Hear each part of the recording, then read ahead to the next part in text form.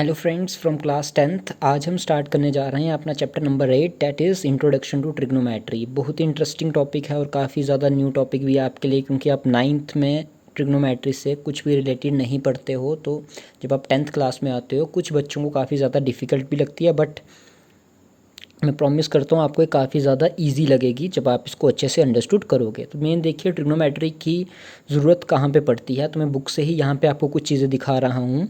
यहाँ पे आपको एक चीज़ दिखाई हुई है, suppose that students of a school are visiting Qutub Minar. Now if a student is looking at the top of a minar, a right triangle can be imagined to be made. Can the student find out the height of the minar without actually measuring in it?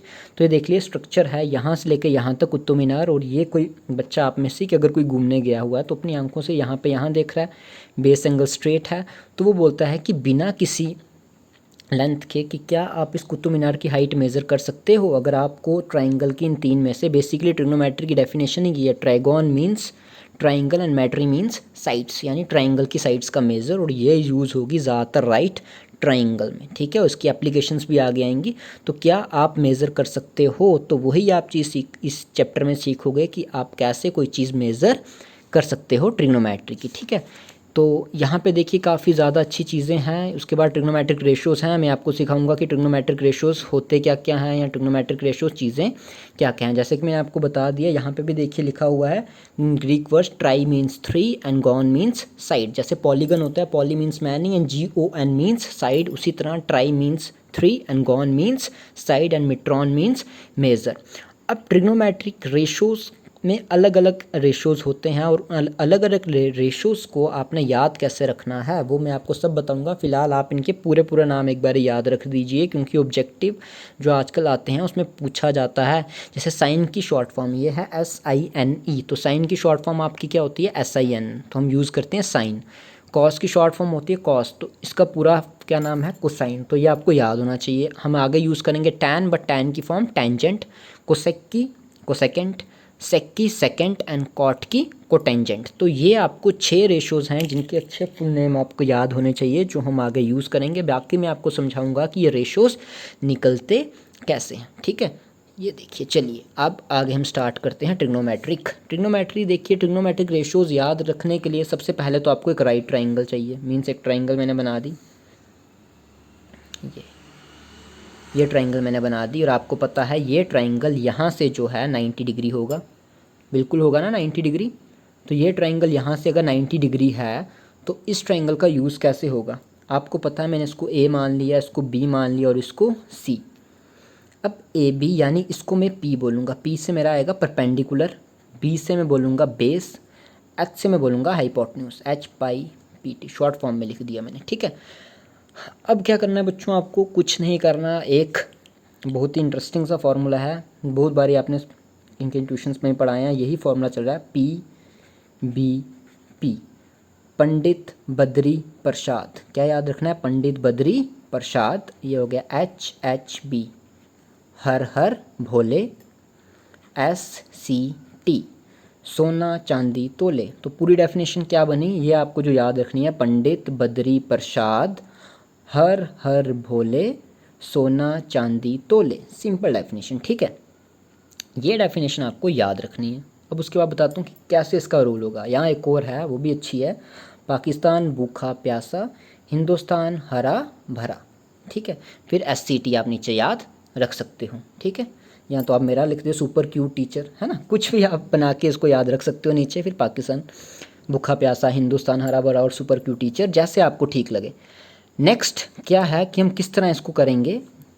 Next देखिए, आपको पता है S किसके लिए use होगा, ये S किसके लिए यूज़ होगा, ये यूज़ होगा साइन के लिए, जिसकी शॉर्ट फॉर्म है SIN, शॉर्ट फॉर्म साइन है। C किसके लिए यूज़ होगा, COS कॉस, जिसकी कोसाइन है, और T है टैन, जिसकी शॉर्ट फॉर्म है टेंजेंट। तो ये चीज़ें आपको सब पता हो गई, साइन कॉस और टैन। अब देखिए ये S है, मीन साइन, साइन जो है परपेंडिकुलर बाय हाइपोटेन्यूज, तो यानी ये साइन जो है किसके बराबर होगा। ये रेशो आपको, अगर ये फॉर्मूला आपने रफ में बना दिया तो आपको अपने आप याद हो जाएगा। साइन मेरा किसके बराबर आएगा, P/H, समझ आ गया। कॉस किसके बराबर आएगा, B/H यानी बेस बाय हाइपोटेन्यूज। टैन किसके बराबर आएगा, P/B यानी perpendicular by base. Hope so ये आपको अच्छे से समझ आ गया होगा। नेक्स्ट चीज़ आपने याद रखनी है साइन। तो साइन का उल्टा क्या होता है? साइन का उल्टा मैं यहाँ पे लिख रहा हूँ, साइन के नीचे ही या यहाँ पे लिख दूँ, साइन का उल्टा होता है कोसेक। तो याद रखना है साइन का उल्टा कोसेक, यानी साइन का उल्टा अगर करोगे तो कोसेक हो जाएगा। कॉस का उल्टा एस पे ख़त्म हो रहा है तो नेक्स्ट वाला एस से स्टार्ट होगा यानी सेक, ऐसे याद रख लो। टैन टी से स्टार्ट तो नेक्स्ट वाला कॉट टी पे ख़त्म। अब कोसेक इसका उल्टा है तो क्या आएगा? H upon P. Sec cos का उल्टा है तो क्या आएगा? H upon B. टैन इसका उल्टा है तो क्या आएगा? B upon P. ठीक है, तो ये तीन आपने, ये 6 ट्रिक्स आपने याद रखनी है इसकी हेल्प से। अब देखिए इसमें हेल्प हम बोलते हैं, इसमें क्यों इसकी नीड पड़ती है, क्योंकि आगे आपके क्वेश्चंस आएंगे तो मैं वहाँ पे बताऊँगा आपको कि आपको इन चीज़ों की ज़रूरत क्यों पड़ती है। एंगल साइड वगैरह क्यों मेज़र करने के लिए हम बोलते हैं कि आपको ये रेशो जो हैं आपको अच्छे से याद करने हैं। फॉर एग्ज़ाम्पल जैसे मैंने एक ये ट्राइंगल बनाया, मैंने बोला बच्चों आपके पास एक फिगर है, मान लो यही आपके पास कुतुब मीनार था, कुछ भी था, ठीक है। अब मैंने बोला यहाँ पे ये 3 सेंटीमीटर है और ये 4 सेंटीमीटर है और ये मुझे पता नहीं है। मैंने कह देना है कि आपको साइन, कॉस, टैन, कोसेक, सेक, कॉट सारे फाइंड आउट करो। तो आप कैसे करोगे? पहली चीज़ आपने इस ट्राइंगल की सारी साइड्स कंप्लीट करनी है, एक साइड मिसिंग है ये वाली। अब आपने अगर पाइथागोरस थ्योरम पढ़ी हो, पाइथागोरस थ्योरम, ठीक है, पीजीटी थ्योरम जो हमें ट्राइंगल चैप्टर में, अगर आपने नहीं पढ़ी तो कोई बात नहीं, आप ऐसे याद कर लो, जब हम ट्राइंगल चैप्टर करेंगे तो फिर मैं आपको वो थ्योरम प्रूफ करवा दूंगा। वो थ्योरम क्या बोलती है कि ये आपका परपेंडिकुलर स्क्वायर है, ये आपका बेस स्क्वायर और ये आपका हाइपोटेन्यूज है, सॉरी परपेंडिकुलर बेस और हाइपोटेन्यूज। तो वो थ्योरम कहती है कि परपेंडिकुलर का स्क्वायर, बेस का स्क्वायर हमेशा किसके बराबर होता है? हाइपोटेन्यूज के स्क्वायर के। यानी इस क्वेश्चन में क्या होगा? 3 का स्क्वायर प्लस 4 का स्क्वायर एच स्क्वायर के बराबर होगा। 3 का स्क्वायर 9 है, 4 का स्क्वायर 16 है, एच स्क्वायर तो 16 और 9 25, एच स्क्वायर तो 5 इक्वल टू एच। अब कई बच्चों के क्वेश्चंस रहते हैं, सर जब स्क्वायर शिफ्ट किया +-5 आना चाहिए था, +5 ही क्यों ले रहे हो, नेगेटिव क्यों नहीं लिया? तो नेगेटिव बच्चा इसलिए नहीं लिया क्योंकि ये साइड का मेज़र है और मेज़र कभी भी नेगेटिव नहीं होता है, इसलिए हमने साइड को हमेशा पॉजिटिव रखना है, इसलिए हमने इस 5 को क्या लिया? 5, यानी पॉजिटिव। तीनों चीज़ें आपको मिल गई। उसके बाद आपने पंडित बद्री प्रसाद हर हर बोले या पाकिस्तान भूखा प्यासा हिंदुस्तान हरा बड़ा सुपर क्यू टीचर, जैसे भी आपको याद रहेगा तो आप उसको कर सकते हो अच्छे से, ठीक है। अब क्या करना है हमने? अब देखिए मैं बोलूँगा आपको, चलो बच्चों बताओ मुझे साइन किसके बराबर होगा। आपको अगर ये रफली आपने फटाफट से बना देना है तो आपको पता है साइन परपेंडिकुलर बाय हाइपोटेन्यूज होता है। तो परपेंडिकुलर कितना है? 3, हाइपोटेन्यूज कितना है? 5, तो साइन होगा 3/5। नेक्स्ट इसी के साथ साइन का उल्टा, साइन का उल्टा होता है कोसेक। आपने साइन निकाल दिया तो आपको ये करने की ज़रूरत नहीं, आप कर सकते हो वैसे, h/p, h5 आएगा, p3 आएगा। अदरवाइज़ आप इसी को उल्टा कर लो, ये 3/5 था तो ये क्या हो जाएगा? 5/3। उसके बाद कॉस किसके बराबर होता है? v/h। बेस कितना है आपका? देखिए बेस 4 और h5 तो 4/5। और कॉस का उल्टा आपको पता है सेक है, तो सेक किसके बराबर होता है? इसी को उल्टा कर लो, 4/5 का क्या हो जाएगा? 5/4। नेक्स्ट आपका है टैन, तो टैन किसका उल्टा होता है? टैन आपको पता है टैन होता है p/b, परपेंडिकुलर बाय बेस, तो 3/4। तो कॉट क्या होगा? कॉट हमारा टैन का उल्टा हो जाएगा 4/3। तो इस तरह से आपने चीज़ें याद रखनी है कि साइन क्या होता है, कॉस क्या होता है, टैन क्या होता है, परपेंडिकुलर क्या होता है, ठीक है। तो ये चीज़ें आपको अच्छे से याद होनी चाहिए, जो हमारी अगली एक्सरसाइज 8.1 में काफ़ी अच्छे से यूज़ होंगी। तो आपने ये फॉर्मूले अच्छे से आज याद करने हैं। मैं आपको एक छोटा सा होमवर्क दे देता हूँ, ये आपको करना है। ये मान लो मैंने एक ट्राइंगल ड्रॉ कर दिया, ये मैंने 5 कर लिया, ये मैंने 12 कर लिया। तो आपको ये सेम फार्मूला लगा के इसकी वैल्यू निकालनी है एच की, ठीक है। उसके बाद आपको सारे रेशोज़ की वैल्यू निकालनी है जैसे मैंने यहाँ पे निकाली हुई है। तो होप सो कि ये आप अच्छे से कर लोगे। और एक और चीज़ मैं आपको बताना चाहता हूँ कि परपेंडिकुलर के अपोजिट ऑलवेज हाइपोटेन्यूज होता है। अब आप बोलोगे सर इसकी क्या ज़रूरत है, जब हम डायग्राम ऐसे बनाते हैं तो ये परपेंडिकुलर है तो हमें पता ही है ये हाइपोटेन्यूज होगा, या ऐसे डायग्राम बना दी अगर ये परपेंडिकुलर है तो ये हाइपोटेन्यूज होगा। बट कभी कभार क्या होता है कि आपकी डायग्राम थोड़ी सी ऊपर ऐसे बन जाती है, ऐसे करके, है ना, तो ये परपेंडिकुलर है। अब ये परपेंडिकुलर का देखो मैं ऐसे याद रखता था, इसको भूल जाता था बचपन में। अपोजिट क्या होता है यहाँ, आप ये देखो, ये इसके साथ भी ज्वाइन हो रहा है, इसके साथ भी ज्वाइन हो रहा है, यानी ये तो एडजेसेंट हो गए ना इसके, ये आपस में बैठे हुए हैं इसके, तो इसकी अपोजिट कौन होगा, सिर्फ ये वाला। तो यानी ये वाली साइड क्या हो गई, हाइपोटेन्यूज।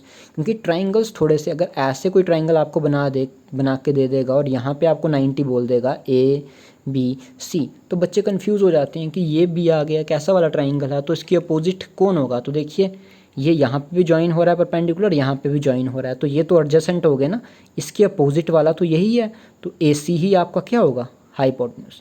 तो ये बेसिक चीज़ है जो आपको याद रखनी है कि परपेंडिकुलर अपोजिट ऑलवेज हाइपोटेन्यूज। से थोड़ी सी इंग्लिश में ऐसे गड़बड़ में लिख दिया, बट आप याद रखो कि परपेंडिकुलर के अपोजिट हमेशा क्या होगा, हमारा हाइपोटेन्यूज, या हाइपोटेन्यूज के अपोजिट हमेशा हमारा क्या होगा, परपेंडिकुलर। तो ये चीज़ आपने अच्छे से याद करनी है। होप सो आपको आज का लेक्चर पसंद आया होगा। आज मैंने जस्ट ट्राइंगल के बेसिक्स ही करवाए हैं और मैंने कुछ भी नहीं करवाया। चलो एक और चीज़ आपको करवा देता हूँ एक्स्ट्रा। यहाँ पे हमने यहाँ तक तो हमारा हो गया। नेक्स्ट आपको क्या याद रखना है, आप जैसे टैन है, टैन ए, इसको चलो थीटा मान लेते हैं। थीटा मीन्स कोई भी एंगल, इसका नाम है थीटा, THETA। एक थीटा होता है, एक जीटा होता है। देखिए मैथमेटिक्स बहुत ही फ़नी लैंग्वेज है, मुझे कंसेप्ट ही याद आ गया जैसे आपने बताया। मैथमेटिकल लैंग्वेज में देखिए क्या होता है, नमस्ते कैसे करते हैं। अब मैंने ये लिखा,